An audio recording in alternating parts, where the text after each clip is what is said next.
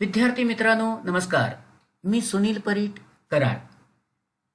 आज आपण इतिहासामधील दुसऱ्या पाठाचं म्हणजे इतिहास लेखन भारतीय परंपरा या पाठाचा अभ्यास करणार आहोत. यामध्ये भारतीय इतिहास लेखनाची वाटचाल आणि भारतीय इतिहास लेखन विविध तात्विक प्रणाली याबाबतची माहिती घेणार आहोत. इतिहास लेखनाच्या पाश्चात्य परंपरेची ओळख आपण पहिल्या पाठामध्ये करून घेतली. या पाठात आपण भारतीय इतिहास लेखनाच्या परंपराबद्दल माहिती घेणार आहोत. प्राचीन भारतामध्ये पूर्वजांचे पराक्रम, दैवत परंपरा, सामाजिक स्थित्यांतरे इत्यादींच्या स्मृती केवळ मौखिक परंपरेने जपले जात होत्या. मौखिक म्हणजे केवळ तोंडी त्या परंपरेचं संक्रमण केलं जात होतं. लेखी कसल्याही प्रकारचे पुरावे त्यावेळेला नव्हते. हडप्पा संस्कृतीमध्ये मिळालेल्या प्राचीन लेखांच्या आधारे भारतामध्ये लेखन कला इसवी सनापूर्वी 3ऱ्या सहस्रकापासून किंवा त्याही पूर्वीपासून अस्तित्वात होती असं दिसतं. परंतु हडप्पा संस्कृतीची लिपी वाचण्यात अजूनही संशोधकांना यश मिळालेलं नाही.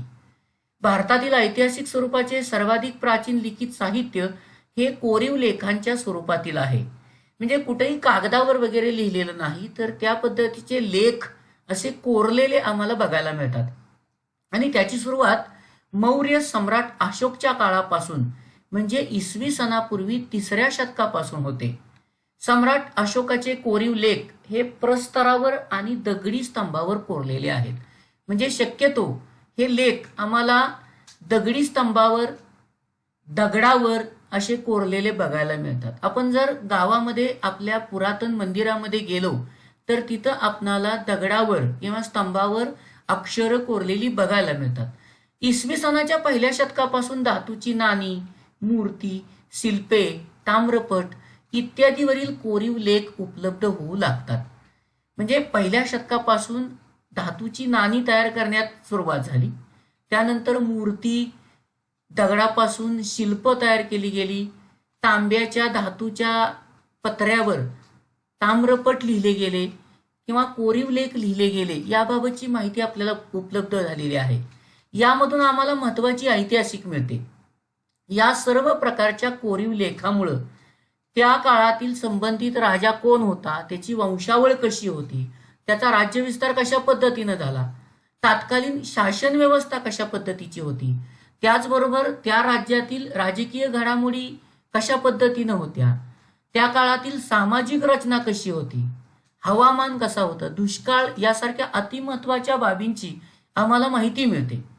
प्राचीन भारतीय साहित्यामध्ये रामायण, महाभारत ही महाकाव्य, पुराणे, जैन आणि बौद्ध ग्रंथ, धर्मग्रंथाखेरीज भारतीय ग्रंथकारांनी लिहिलेली ऐतिहासिक स्वरूपाचे साहित्य तसेच परकीय प्रवाशांची प्रवास वर्णने ही इतिहास लेखनाची महत्वाची साधनं आहेत. म्हणजे इसवी सनाच्या पहिल्या शतकापासून ते इतिहासाचं संशोधन हे सुरू झालेलं आहे. आजही आपण टीव्हीवर रामायण, महाभारत ही महाकाव्य बघत असतो. म्हणजे त्या काळात घडलेली ही महाकाव्य आज आम्हाला लिखित स्वरूपात बघायला मिळतात, वाचायला मिळतात, कारण ती भारतीय ग्रंथकारांनी लिहून ठेवलेली आहेत. याचबरोबर आमच्या देशामध्ये जे परकीय प्रवास करणारे लोक आलेले होते त्यांनीही या प्रवासाची वर्णनं ही लिहून ठेवलेली आहेत. आणि या देशामध्ये कशा पद्धतीनं प्रवास केला जातो याबाबतची महत्वाची साधनं ही प्रवास वर्णनं आहेत. प्राचीन काळातील राजांची चरित्रे तसेच राजघराण्यांची इतिहास सांगणारे लेखन हे भारतीय इतिहास लेखनाच्या वाटचालीतील महत्वाचा टप्पा आहे. इसवी सनाच्या 7व्या शतकामध्ये बाणभट्ट या कवीनं लिहिलेले हर्षचरित हे संस्कृत काव्य ऐतिहासिक चरित्र ग्रंथांच्या स्वरूपाचं आहे.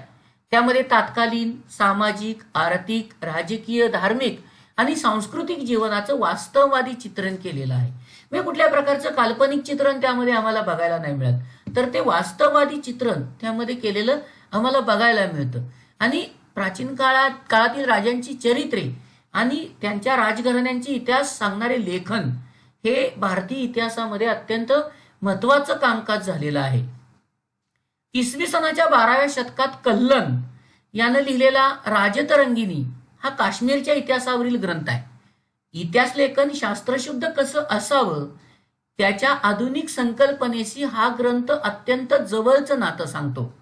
त्यामध्ये अनेक कोरीव लेख आहेत, नाणी, प्राचीन वास्तूंचे अवशेष, राजकुलांच्या अधिकृत नोंदी आणि स्थानिक परंपरा अशा अनेक साधनांचा चिकित्सक अभ्यास करून आपण हा ग्रंथ रचला असा उल्लेख या कल्लनाने केला आहे.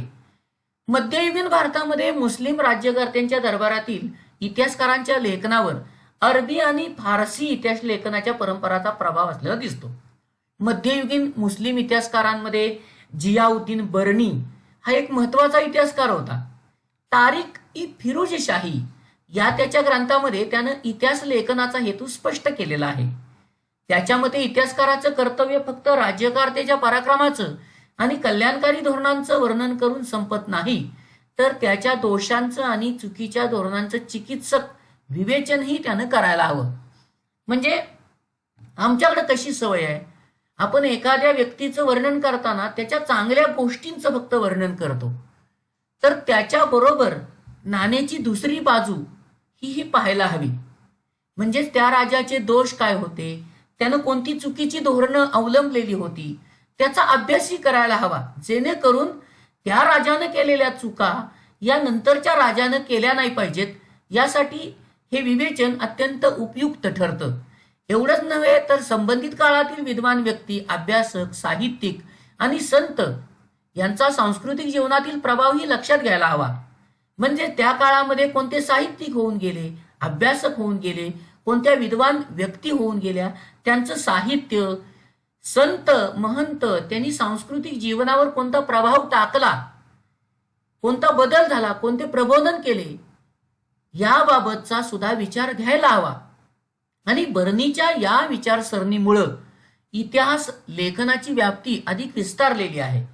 केवळ युद्ध, राजकारण, पराक्रम, कल्याणकारी धोरणं याचाच विचार करून चालणार नाही, तर त्या काळातील वास्तववादी चित्रण सुद्धा करणं गरजेचं आहे. त्या काळातील संत, साहित्यिक, अभ्यासक, विद्वान व्यक्ती यांचाही अभ्यास करायला पाहिजे, असं या जियाउद्दीन बर्नीचं मत होतं. आणि त्यामुळंच इतिहास लेखनाची व्याप्ती अधिक विस्तारलेली आम्हाला बघायला मिळते. मुघल बादशांच्या दरबारातील इतिहासकारांच्या लेखनामध्ये राजकर्त्यांची स्तुती आणि त्यांच्याबद्दलची निष्ठा या पैलूंना विशेष महत्व प्राप्त झालेलं आहे. त्याखेरीज त्यांच्या वर्णनात समर्पक पद्य, उतारे आणि सुंदर चित्रांचा अंतर्भाव करण्याची पद्धती सुरू झालेली दिसते. म्हणजे त्या काळातील मुघल बादशांच्या दरबारातील जे इतिहासकार होते त्यांच्या लेखनामध्ये केवळ राजाची स्तुती करणं किंवा त्या राजाशी निष्ठा ठेवणं एवढ्याच गोष्टी जास्त लक्षात घेतल्या जात होत्या. त्याचबरोबर त्या राजाचं वर्णन, त्याच्या राज्याचं वर्णन काव्य रूपामध्ये केलं जायचं. त्याचबरोबर त्याबद्दलची सुंदर सुंदर चित्र काढायची पद्धती सुद्धा त्या काळामध्ये सुरू झालेली होती. मुघल साम्राज्याचा संस्थापक बाबर याचं आत्मचरित्र तुजुक ए बाबरीमध्ये त्याला कराव्या लागलेल्या युद्धाची वर्णन आहेत. याचबरोबर त्याने केलेल्या प्रवासाची, प्रदेशांची आणि शहरांची वर्णनं, तिथली स्थानिक अर्थव्यवस्था आणि रीतिरिवाज, वनस्पती सृष्टी यांची सुद्धा बारकाईने केलेली निरीक्षणे यामध्ये समाविष्ट आहेत. म्हणजे त्या बादशाचं केवळ युद्ध एवढंच त्यामध्ये वर्णन नाही, तर त्याने केलेले प्रवास, त्याला आलेले चांगले अनुभव, वाईट अनुभव, तिथली अर्थव्यवस्था, तिथले रीतिरिवाज, तिथलं निसर्ग याबाबतची सगळी वर्णनं यामध्ये समाविष्ट आहेत. इतिहास लेखनाच्या चिकित्सक पद्धतीच्या दृष्टीने अबुल फजल यानं लिहिलेल्या अकबरनामा या ग्रंथाचं विशेष महत्व आहे. अधिकृत नोंदीच्या आधारे ऐतिहासिक कागदपत्रांचे काळजीपूर्वक केलेले संकलन आणि त्यातील माहितीच्या विश्वासार्हतेची कसून केलेली छाननी ही अबुल फजलने अवलंबलेली संशोधन पद्धती पूर्वग्रहविरहित आणि वास्तववादी होता असं मानलं जातं. म्हणजे अबुल फजलनं ऐतिहासिक कागदांचं काळजीपूर्वक संकलन केलेलं होतं. त्यातली जी माहिती आहे ती खरी आहे का याबाबतची छाननी केलेली होती, याबाबतची अधिक जाणकारी त्याने घेतलेली होती आणि त्याची ही संशोधन पद्धती ही अत्यंत चांगल्या पद्धतीची होती आणि वास्तववादी होती असं मानलं जातं. आमच्या इतिहासामध्ये बकर हा एक साहित्यातला प्रकार आहे. शूरवीरांचं गुणगान, ऐतिहासिक घडामोडी, लढाया, थोर पुरुषांची चरित्र याविषयीचे लेखन आम्हाला बखरीत वाचायला मिळतं. आजही या बऱ्याच बकरी उपलब्ध आहेत. मराठी भाषेत आज विविध प्रकारच्या बकरी उपलब्ध आहेत. यामधली एक महत्वाची बकर आहे ती म्हणजे सभासद बकर. छत्रपती राजाराम महाराजांच्या कारकिर्दीत कृष्णाजी अनंत सभासद यांनी ही बकर लिहिली. छत्रपती शिवाजी महाराजांच्या कारकिर्दीची माहिती या सभासद बकरीमधून आम्हाला मिळते. याचबरोबर भाऊसाहेबांची बकर ही बकर पानिपतच्या लढाईचं वर्णन करणारी आहे. आपण सर्वांनी पानिपत हा सिनेमा पाहिलाच असेल. यामध्ये सदाशिवराव भाऊ ही अशी भूमिका करणारे पात्र होतं की जे अत्यंत हुशार, चाणाक्ष आणि लढवय्य होतं. म्हणजे ज्या वेळेला जो भाऊसाहेबांनी पानिपतचं युद्ध केलं त्या लढाईचं वर्णन या पानिपतच्या भाऊसाहेबांच्या बकरीमध्ये आम्हाला बघायला मिळतं. आणि ही पानिपतची बकर अशी एक स्वतंत्र बकर आहे. होळकरांची कैफियत या बकरीतून आम्हाला होळकरांचं घराणं आणि त्यांचं योगदान कशा पद्धतीचं होतं हेही पाहायला मिळतं. बकरींचे चरित्रात्मक, वंशानुचरित्रात्मक, प्रसंग वर्णनात्मक, पंथीय, आत्मचरित्रपर, कैफियत, पौराणिक आणि राजनीतीपर असे वेगवेगळे प्रकार आम्हाला बघायला मिळतात. आधुनिक काळातील इतिहास लेखन आणि ब्रिटिश इतिहास काळामध्ये 20व्या शतकामध्ये ब्रिटिशांच्या राजवटीत भारतीय पुरातत्वाच्या अभ्यासाला सुरुवात झाली. भारतीय पुरातत्व सर्वेक्षण खात्याचं पहिलं सरसंचालक अलेक्झांडर कनिंगहॅमच्या देखरेखीखाली अनेक प्राचीन स्थळांचं उत्खनन केलं गेलं. त्यासाठी त्यांनी प्रामुख्याने बौद्ध ग्रंथामध्ये उल्लेख असलेल्या स्थळांवर लक्ष केंद्रित केलं. कारण जे बौद्ध भिक्खू आणि भिक्खुनी हे बौद्ध धर्म प्रसारासाठी वेगवेगळ्या ठिकाणी गेलेले होते आणि त्यांनी अशा प्रकारची प्राचीन स्थळं पाहिली आणि त्यांचं वर्णन केलेलं होतं बौद्ध ग्रंथामध्ये. आणि त्याचाच उल्लेख लक्षात घेऊन या ब्रिटिश अधिकाऱ्यांनी या प्राचीन स्थळांवर लक्ष केंद्रित करून त्या ठिकाणी उत्खनन केलं. पुढे जॉन मार्शल यांच्या कारकिर्दीमध्ये हडप्पा संस्कृतीचा शोध लागला आणि भारतीय संस्कृतीचा इतिहास इसवी सनापूर्वी 3ऱ्या सहस्रकापर्यंत किंवा त्या पूर्वीपर्यंत जाऊ शकतो हे सिद्ध झालं. भारतामध्ये अनेक ब्रिटिश अधिकारी येऊन गेलेले आहेत. या अधिकाऱ्यांनी सुद्धा आपल्या मर्जीप्रमाणे भारतीय इतिहासासंबंधी लेखन केलेलं आहे. त्यांनी केलेल्या लेखनावर सहजासहजी म्हणजे ब्रिटिशांच्या वसाहतवादी धोरणाचा प्रभाव असला दिसतो. कारण ब्रिटिश भारतात आले ते केवळ व्यापाराच्या धोरणाने आलेले होते आणि त्यांनी या ठिकाणी वसाहती निर्माण केल्या आणि या वसाहतवादी धोरणाचा प्रभाव या ब्रिटिश अधिकाऱ्यांच्या लेखनामध्ये असलेला आम्हाला बघायला मिळतो. जेम्स मिल यानं लिहिलेल्या the history of British India या ग्रंथाचे 3 खंड 1817 साली प्रसिद्ध झाले. ब्रिटिश इतिहासकाराने भारतीय इतिहासावर लिहिलेला हा पहिला ग्रंथ. त्याच्या लेखनात वस्तुनिष्ठ दृष्टिकोनाचा अभाव होता आणि भारतीय संस्कृतीच्या विविध पैलू संबंधीचा पूर्वग्रह दृष्टिकोन त्याच्यामध्ये स्पष्टपणे उमटलेला दिसतो. म्हणजे त्याने लिहिलेल्या ग्रंथामध्ये जे काही मांडलं होतं ते भारतामध्ये त्याला बघायला मिळालेलं नव्हतं. पण केवळ पूर्वग्रह दूषित असल्यामुळं त्यानं हा दृष्टिकोन त्यामध्ये स्पष्ट त्याचा उमटलेला दिसतो. सन 1841 मध्ये माउंट स्टुअर्ट एलिफिन्स्टन यांनी द हिस्ट्री ऑफ इंडिया हा ग्रंथ लिहिला. माउंट स्टुअर्ट एलिफिन्स्टन हे मुंबईचे गव्हर्नर होते. भारताच्या इतिहासामध्ये मराठी साम्राज्याच्या कालखंडाचे स्थान हे अत्यंत महत्वाचं आहे. मराठी अधिकाऱ्यांच्या मध्ये जेम्स ग्रँट डफ याचं नाव महत्वाचं आहे आणि त्यानं हिस्ट्री ऑफ द मराठाज हा ग्रंथ लिहिला. या ग्रंथाचे 3 खंड आहेत. भारतीय संस्कृती आणि इतिहास यांना कमी लेखण्याची ब्रिटिश अधिकाऱ्यांची प्रवृत्ती ग्रँट डफ याच्या लेखनातही उमटलेली आम्हाला दिसते. अशीच प्रवृत्ती राजस्थानचा इतिहास लिहिताना कर्नल टॉड सारख्या अधिकाऱ्याच्या लेखनात सुद्धा आढळते. विल्यम विल्सन हल्टर याने हिंदुस्थानचा द्विखंडात्मक इतिहास लिहिला. त्यामध्ये त्याचा निपक्षपातीपणा दिसतो.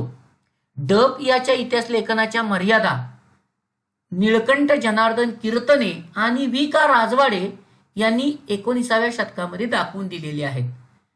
भारतीय इतिहासाचा अभ्यास आणि लेखन करणाऱ्या सुरुवातीच्या इतिहासकारांमध्ये प्रामुख्यानं ब्रिटिश अधिकारी तसेच ख्रिश्चन धर्म प्रसारकांचा अंतर्भाव होता. भारतीय संस्कृती गौण दर्जाची आहे या पूर्वग्रहाचं प्रतिबिंब त्यांच्यातील काही लेखनामध्ये उमटलेलं दिसतं. वसाहतवादी ब्रिटिश सत्तेच्या समर्थनासाठी त्यांच्या इतिहास लेखनाचा वापर केला गेला. 1922 ते 1937 दरम्यान प्रसिद्ध झालेले केम्ब्रिज हिस्ट्री ऑफ इंडिया या ग्रंथाचे 5 खंड हे वसाहतवादी इतिहास लेखनाचे ठळक उदाहरण आहे. युरोपमधील अभ्यासकांमध्ये पूर्वेकडील संस्कृती आणि देश यांच्याबद्दल कुतूहल जागृत झालेलं होतं. त्याबद्दल आदर कौतुक असलेले काही अभ्यासक त्यांच्यामध्ये होते आणि त्याच अभ्यासकांना प्राच्यवादी असं म्हटलं जातं. या प्राच्यवादी अभ्यासकांनी संस्कृत आणि युरोपीय भाषांमधील साधर्म्याचा अभ्यास केला. म्हणजे युरोपीय भाषा आणि संस्कृत भाषा यामध्ये कोणत्या प्रकारे साधर्म्य आहे, कुठल्या कुठल्या बाबतीत साधर्म्य आहे, सारखेपणा आहे याचा अभ्यास त्यांनी केला. वैदिक वाङ्मय आणि संस्कृत साहित्याचा अभ्यास करण्यावर प्राच्यवादी विद्वानांचा भर होता. त्यातून या भाषांची जननी असणारी एक प्राचीन इंडो युरोपीय भाषा होती अशी कल्पना त्या काळामध्ये त्यांनी मांडली. इसवी सन 1784 मध्ये सर विल्यम जॉन्स यांनी कोलकाता येथे एशियाटिक सोसायटीची स्थापना केली. त्याद्वारे प्राचीन भारतीय वाङ्मय आणि इतिहास यांच्या अभ्यासाला चालना मिळाली. प्राच्यवादी अभ्यासकांमध्ये फ्रेडरिक मॅक्स म्युल्लर या जर्मन अभ्यासकाचा प्रामुख्याने उल्लेख करायला हवा. त्याच्या दृष्टीनं संस्कृत भाषा ही इंडो युरोपीय भाषा गटातील अतिप्राचीन शाखा होती. संस्कृत साहित्यामध्ये त्याला विशेष रस होता. त्यानं हितोपदेश या ग्रंथाचा जर्मन भाषेमध्ये अनुवाद केलेला आहे. तसेच the sacred books of the east या नावानं 50 खंड त्यानं संपादित केलेले आहेत. याचबरोबर ऋग्वेदाचं संकलन करण्याचं कामही या फ्रेडरिक मॅक्स म्युल्लर यांनी केलेलं आहे आणि ते काम 6 खंडामध्ये प्रसिद्ध झालेलं आहे. त्याने ऋग्वेदाचा जर्मन भाषेमध्ये अनुवाद केलेला आहे. अलीकडच्या काळामध्ये प्राच्य विद्यावतांच्या लेखनामागील छुपे साम्राज्य हितसंबंध प्रकाशात आणण्याचे काम एडवर्ड सईड या विद्वानाने केलेलं आहे. राष्ट्रवादी इतिहास लेखनामध्ये 19व्या-20व्या शतकामध्ये इंग्रजी शिक्षण पद्धतीमध्ये शिकून तयार झालेल्या भारतीय इतिहासकारांच्या लेखनामध्ये भारताच्या प्राचीन वैभवाचा अभिमान आणि भारतीयांची आत्मजाणीव जागृत करण्याकडे असलेला कल दिसतो. त्यांच्या लेखनास राष्ट्रवादी इतिहास लेखन असं म्हटलं जातं. म्हणजे इतिहासाच्या माध्यमातून, त्या लेखनाच्या माध्यमातून भारताबाबतची जी आत्मीयता आहे ती जागृत करण्याचं काम, जो अभिमान आहे तो जागृत करण्याचं काम या इतिहास लेखनाच्या माध्यमातून केलं गेलं. महाराष्ट्रातील राष्ट्रवादी इतिहास लेखनास विष्णूशास्त्री चिपळूणकर यांच्यापासून प्रेरणा मिळाली. ब्रिटिश अधिकाऱ्यांनी लिहिलेल्या प्राचीन भारताच्या पूर्वग्रह दूषित इतिहासाला त्यांनी विरोध केला. म्हणजे ब्रिटिशांनी जे लिहिलेलं होतं ते भारताच्या बाबतीत बऱ्याच बाबीमध्ये सत्य नव्हतं. म्हणजे ते लिहितानाच पूर्वग्रह दूषितपणा ठेवून लिहिलेलं होतं. या इतिहासाला विष्णूशास्त्री चिपळूणकर यांनी विरोध केला. अशा प्रकारे राष्ट्रवादी लेखन करणाऱ्या इतिहासकारांनी भारताच्या इतिहासातील सुवर्णकाळ शोधण्याचा प्रयत्न केला. असे करत असताना प्रसंगी ऐतिहासिक वास्तवाची चिकित्सकपूर्वक छाननी करण्याकडे दुर्लक्ष केलं गेलं असा आक्षेपही त्यांच्यावर घेतला जातो. महादेव गोविंद रानडे, रामकृष्ण गोपाळ भांडारकर, विनायक दामोदर सावरकर, राजेंद्रलाल मिश्र, रमेशचंद्र मुजुमदार, काशीप्रसाद जयस्वाला, राधा मुकुंद मुखर्जी, भगवानलाल इंद्रजी, वासुदेव विष्णू मिराशी, अनंत सदाशिव आळतेकर ही काही राष्ट्रवादी इतिहासकारांची नावं उदाहरणादाखल देता येतील. म्हणजे तुमच्या लक्षात येईल की या इतिहास लेखकांनी भारतामध्ये जो काही पूर्वग्रह दूषित इतिहास लेखन झालेला होता तो पूर्वग्रह दूषितपणा काढून त्यामध्ये वास्तवता आणण्याचा प्रयत्न केलेला आहे. इतिहास लेखन, भाषाशास्त्र, उत्पत्ती, राजकारण अशा अनेक विषयावर मूलभूत संशोधन करणारे आणि मराठी भाषेतून लेखन करणारे इतिहासकार म्हणून राजवाडे परिचित आहेत. आपला इतिहास आपणच लिहिला पाहिजे याचा पुरस्कार त्यांनी केलेला आहे. मराठ्यांच्या इतिहासाची साधनं असं शीर्षक असणारे 22 खंड त्यांनी संपादित केलेले आहेत आणि त्यातील त्याच्या प्रस्तावना अत्यंत अभ्यासपूर्ण आहेत. इतिहास म्हणजे भूतकालीन समाजाचे सर्वांगीण समग्र जीवन दर्शन. केवळ राजकीय घडामोडी, सत्तांतरांसाठी कटकारस्थाने आणि युद्धे यांच्या हकीकते नव्हेत, असं त्यांचं मत होतं.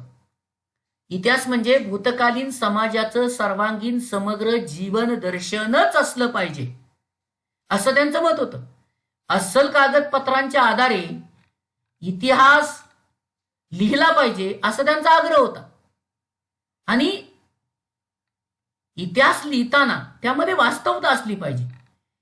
भारतीयांनी ब्रिटिशाविरुद्ध दिलेल्या स्वातंत्र्य लढ्याला प्रेरणा देण्यासाठी राष्ट्रवादी इतिहास लेखनाचा उपयोग झाला. म्हणजे भारतीयांना ब्रिटिशांच्या विरुद्ध लढा द्यायचा होता, या देशातून त्यांना बाहेर घालवायचं होतं आणि भारत हा आपला आहे हे लोकांच्या मनावर बिंबवायचं होतं. यासाठी हा इतिहास लेखन, राष्ट्रवादी इतिहास लेखनाचा उपयोग झाला. त्यामध्ये स्वातंत्र्यवीर विदा सावरकरांनी लिहिलेलं the Indian war of independence 1857चे स्वतंत्र समर या पुस्तकाचं विशेष महत्व आहे. राष्ट्रवादी इतिहास लेखनाच्या प्रभावामुळे प्रादेशिक इतिहास लिहिण्यालाही चालना मिळाली. दक्षिण भारताच्या भौगोलिक वैशिष्ट्याकडे आणि इतिहासाकडे इतिहासकारांचं स्वतंत्रपणे लक्ष वेधलं गेलं. एकीकडे राजघराण्यांच्या इतिहासावर भर देणारे इतिहास लेखन केलं जात असतानाच सांस्कृतिक, सामाजिक, आर्थिक इतिहास लिहिण्याची सुरुवात झालेली होती. स्वातंत्र्योत्तर काळात समाज, विज्ञान, अर्थव्यवस्था, राजकीय प्रणाली, धार्मिक विचारसरणी, सांस्कृतिक पैलू यांचा इतिहास अभ्यासाची अत्यावश्यकता विचारवंतांना वाटायला लागली. त्या काळामध्ये इतिहास लेखनात प्रामुख्याने 3 नवीन वैचारिक प्रवाह आढळतात. पहिला प्रवाह होता तो मार्क्सवादी इतिहास, दुसरा होता तो वंचितांचा इतिहास आणि तिसरा होता तो स्त्रीवादी इतिहास. मार्क्सवादी इतिहासकारांच्या लेखनामध्ये आर्थिक व्यवस्थेतील उत्पादनाची साधने, पद्धती आणि उत्पादनाच्या प्रक्रियेतील मानवी संबंध यांचा विचार मध्यवर्ती होता.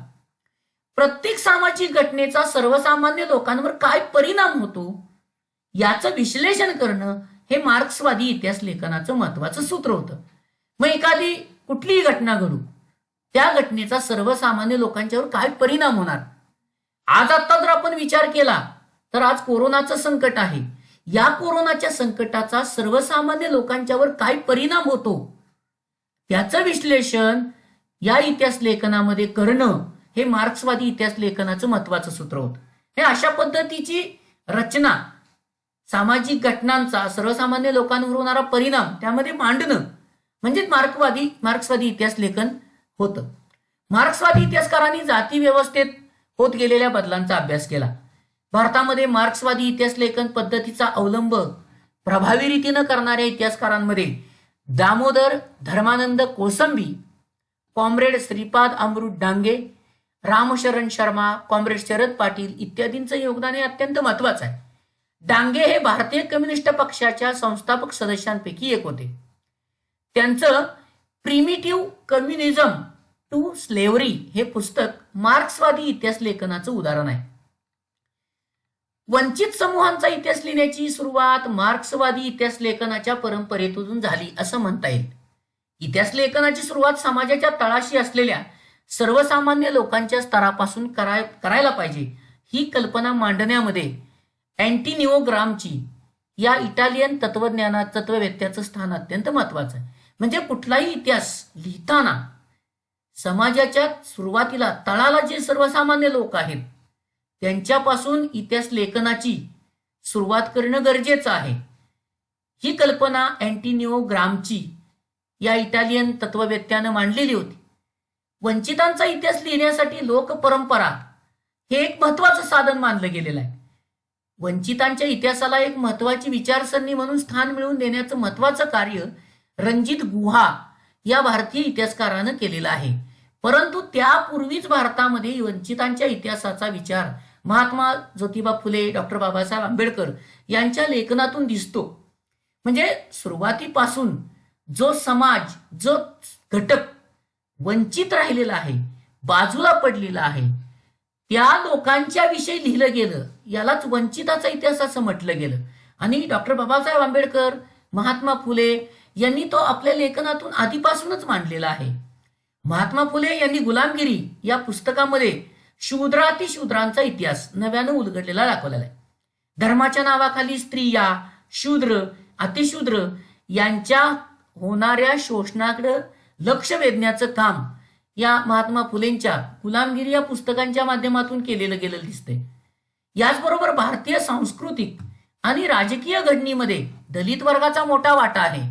भारताच्या वसाहतवादी आणि राष्ट्रवादी इतिहास लेखनामध्ये या गोष्टीकडे दुर्लक्ष झालेलं आहे. मात्र डॉक्टर बाबासाहेब आंबेडकरांनी ही गोष्ट केंद्रस्थानी ठेवून सतत लेखन केलं. त्यांनी केलेल्या विपुल लेखनापैकी हू वेअर द शूद्राज आणि द अनटचेबल्स हे ग्रंथ वंचितांच्या इतिहासाचं उदाहरण म्हणून सांगता येतील. भारतीय इतिहास लेखनाच्या क्षेत्रास सुरुवातीत प्रामुख्यानं पुरुष अभ्यासक कार्यरत होते आणि भारतीय इतिहासातील स्त्रियांचं स्थान आणि त्यांची कामगिरी हा विषय तुलनेनं दुर्लक्षित राहिलेला होता. कारण भारतीय इतिहास लेखनामध्ये जर एखादी स्त्री इतिहास लेखन करण्यासाठी पुढे आली असती तर तिनं निश्चितच स्त्रियांच्या स्थानाविषयी, त्यांच्या कामगिरीविषयी आपलं लेखन केलं असतं. मात्र प्रामुख्यानं पुरुष अभ्यासक कार्य करत असल्यामुळं भारतीय इतिहासातलं स्त्रियांचं स्थान आणि त्यांची कामगिरी ही दुर्लक्षित राहिली. त्यावर अधिक प्रकाश टाकणं हे स्त्रीवादी इतिहासकारांच्या पुढे पहिलं आव्हान होतं. तसेच स्त्रियांनी लिहिलेल्या पुस्तकांचं संशोधन, त्यांनी तयार केलेल्या साहित्यांचं संशोधन आणि त्यांचं संकलन करणंही आवश्यक होतं. इतिहासातील स्त्रियांच्या स्थानाचा विचार नव्यानं होणं आवश्यक होतं. 19व्या शतकामध्ये स्त्रियांच्या विषयी लेखन करणाऱ्या लेखिकेमध्ये ताराबाई शिंदे यांचं नाव अग्रणी आहे. पुरुष प्रधान व्यवस्था आणि जाती व्यवस्था यांना विरोध करणारं लेखन केलं गेलं. सन 1882 मध्ये प्रसिद्ध झालेले स्त्री पुरुष तुलना हे पुस्तक ताराबाई शिंदेनी लिहिलेलं होतं आणि हे पुस्तक भारतातलं पहिलं स्त्रीवादी लेखन समजलं जातं. त्यानंतर सन 1888 मध्ये पंडिता रमाबाई यांचं the high caste Hindu woman हे पुस्तक प्रसिद्ध झालं. स्वातंत्र्योत्तर काळामध्ये झालेले लेखन स्त्रियांना घरी आणि कामाच्या ठिकाणी मिळणारी वागणूक, त्यांचा राजकीय समतेचा हक्क यासारख्या विषयांवर केंद्रित झालेलं दिसतंय. म्हणजे त्या काळामध्ये स्त्रियांना दुय्यम स्थान दिलं जात होतं. त्यांना कामाच्या ठिकाणी मिळणारी वागणूक, त्यांचं होणारं शोषण, त्यांचा समानतेचा हक्क या विषयावर ते लेखन झालेलं आहे. अलीकडच्या काळामध्ये प्रसिद्ध झालेल्या स्त्रीवादी लेखनामध्ये मीरा कोसंबी यांच्या crossing thresholds, feminist ages in social history या पुस्तकाचा उल्लेख करता येईल. त्यामध्ये महाराष्ट्रातील पंडिता रमाबाई, भारतातल्या पहिल्या कार्यरत स्त्री डॉक्टर रखमाबाई यांच्यासारख्या स्त्रियांच्या जीवनावरील निबंध आहेत. महाराष्ट्रामध्ये दलित स्त्रियांच्या दृष्टिकोनातून सामाजिक वर्ग, जात इत्यादी बाबींच्या संदर्भात लेखन केलं गेलं. त्यामध्ये शर्मिला रेगे यांचं लेखन अत्यंत महत्वाचं आहे. Writing caste, writing gender, reading Dalit women's testimonies यामध्ये दलित स्त्रियांच्या आत्मचरित्रावर त्यांनी लिहिलेल्या निबंधाचं संकलन आहे. म्हणजे स्त्रियांच्या विषयी त्यांच्या समस्या, त्यांचे प्रश्न मांडण्याचं काम या स्त्री इतिहास लेखनामध्ये झालेलं आहे, स्त्रीवादी इतिहास लेखनामध्ये करण्यात आलेला आहे. विशिष्ट विचार प्रणालीचा आश्रय न करता इतिहास लिहिणाऱ्यामध्ये सर यदुनाथ सरकार, सुरेंद्रनाथ सेन, रियासतकार, गोग सरदेसाई, त्र्यंबक शंकर शेजवलकर यांचा नामोल्लेख करावा लागतो. अलीकडच्या काळात यदी फडके, रामचंद्र गुहा इत्यादी संशोधकांनी आधुनिक इतिहास लेखनामध्ये अत्यंत महत्वाची कामगिरी बजावलेली आहे. भारतीय इतिहास लेखनावर भारतात उदयात आलेल्या सामाजिक आणि राजकीय चळवळीचा प्रभाव होता. त्यांच्या बरोबरीनं भारतीय इतिहास लेखनाची परंपरा ही स्वतंत्रपणे आणि समृद्धरित्या विकसित होत गेलेली आम्हाला पाहायला मिळते.